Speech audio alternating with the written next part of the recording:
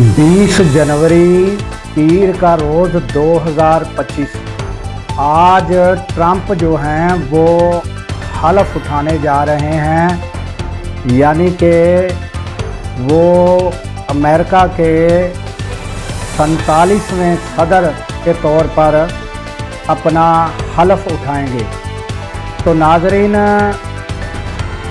यानी उनकी हलफ बर्दारी के बाद पाकिस्तान पर क्या असरात मुरतब होंगे, ये हम आपको बताएंगे।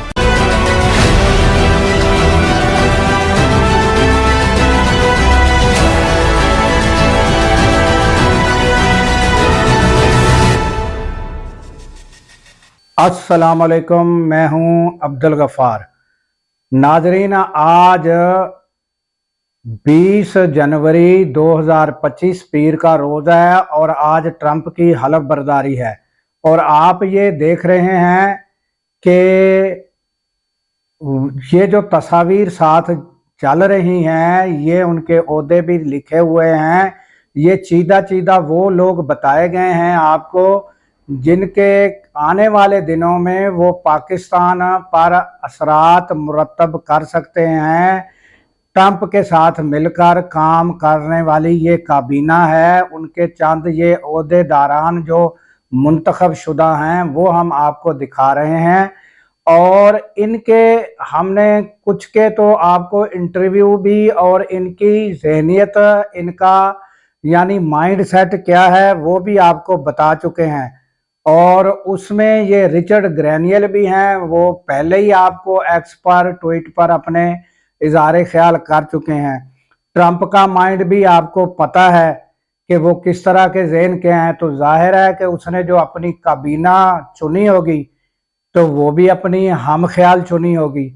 तो लिहाजा आने वाले दिनों में जब ट्रंप हलफ उठा लेंगे तो पाकिस्तान के लिए क्या मुश्किलात बढ़ने वाली हैं या क्या आसानियां पैदा होंगी, इस पर हम बात करते हैं।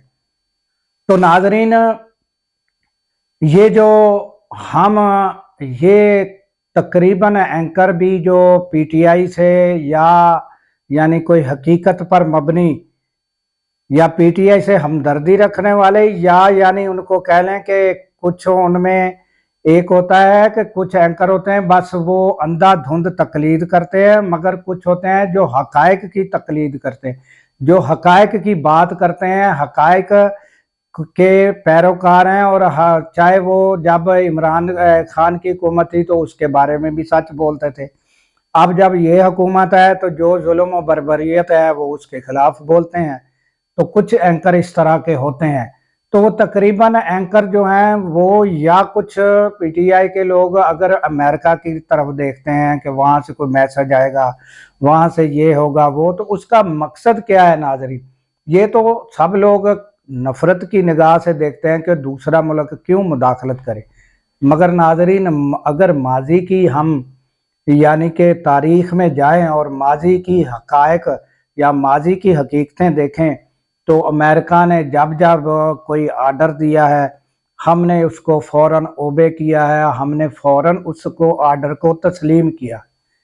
तो ये माजी की हकीकतें हैं। उसकी चाहे फिर हम वजूहात बयान करें तो वक़्त के हालात के मुताबिक चाहे तस्लीम किया, चाहे मजबूरी में तस्लीम किया, चाहे कोई इनामात या हमारे कोई मफादात थे उसकी वजह से तस्लीम किया, तो ये कोई भी वजूहात हो सकती हैं, मगर इनकार नहीं किया। मगर ये पहला वाक़या था कि इमरान खान ने एक मामले पर कह दिया कि एब्सोल्यूटली नॉट, कि ये मुमकिन नहीं हो सकता कि हम जो है ये यानी कि अपनी मर्ज़ी के ख़िलाफ़ किसी को पाकिस्तान में मुदाखलत करने दें या कोई हम सहूलतकार किसी के बने या कोई अड्डे वगैरह हम पाकिस्तान में दें, तो या फिर हम इसराइल को तस्लीम कर लें। जो भी बातें हैं उन्होंने कहा कि ये मुमकिन नहीं है कि हम इस तरह तस्लीम करें। कि ये पहली बार हुआ था कि एक पाकिस्तान के वज़ीर आज़म ने वो भी सरेआम मीडिया पर यानी दो टोक अल्फाज में इस तरह की बात की थी। बहरहाल हम आते हैं इस तरफ कि ये आने वाले दिनों में क्या पाकिस्तान के लिए मुश्किलात बढ़ सकती हैं। तो नाजरीन, ये इसी जो मैं बता रहा था कि ये माजी की हकायक तो ये हैं, और फिर दूसरा ये है कि जो इमरान खान की हुकूमत गई है वो भी डोनाल्ड लू के कहने पर, और वो भी अमेरिका के आर्डर की वजह से गई, और जो बाइडेन की हुकूमत जो थी वो सहूलतकार थी पाकिस्तान की।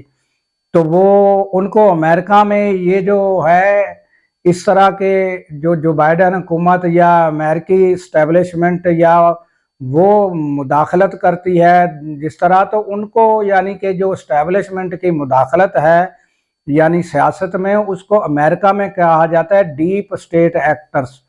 तो वो डीप स्टेट एक्टर्स के खिलाफ जो है वो जो बाइडेन वो इसके खिलाफ है। तो उसकी जो टीम है वो भी इस चीज़ के खिलाफ है कि जिसको अवाम लेकर आए, अमेरिका को भी चाहिए कि उनकी रिस्पेक्ट करें, ना कि जो डीप स्टेट एक्टर है उनके ज़रिए यानी हुकूमतों को बदला जाए या दुनिया के मुल्कों पर दबाव उनके ज़रिए डाला जाए। तो उनकी जहनीत तो ये क्लियर है। बाकी आने वाले दिनों में क्या मुश्किलात पेश आ सकती हैं, तो वो इस पर मुनहसर है नाजरीन के मुल्कों के कुछ मफादात होते हैं, वो अपने मफादात को देखते हैं कि हमारे मफादात किस बात में है। वो शख्सियात को बाद में आगे रखते हैं, पहले अपने मुल्कों के मफादात आगे रखते हैं।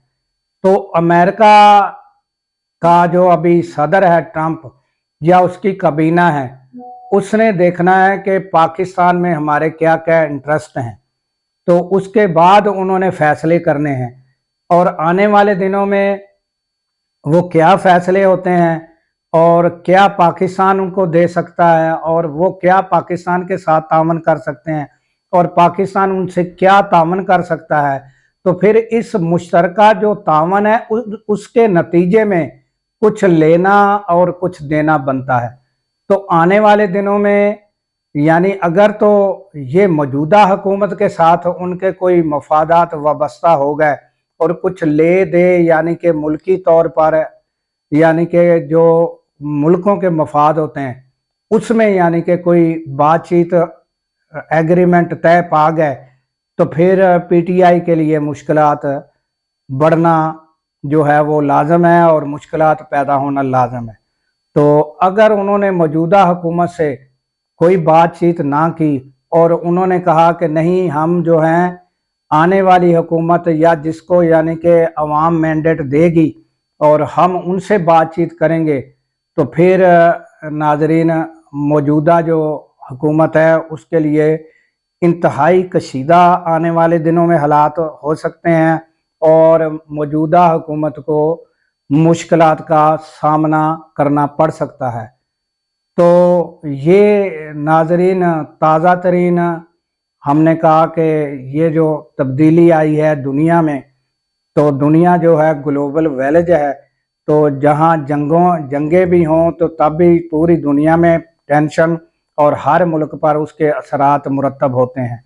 तो इसी तरह अगर कोई तब्दीली आए यानी कि इलेक्शन के सिलसिले में, तो उनकी पॉलिसियों के नतीजे में भी हर दुनिया जिन जिन से मुंसलिक है उन पर असरात मुरतब होते हैं।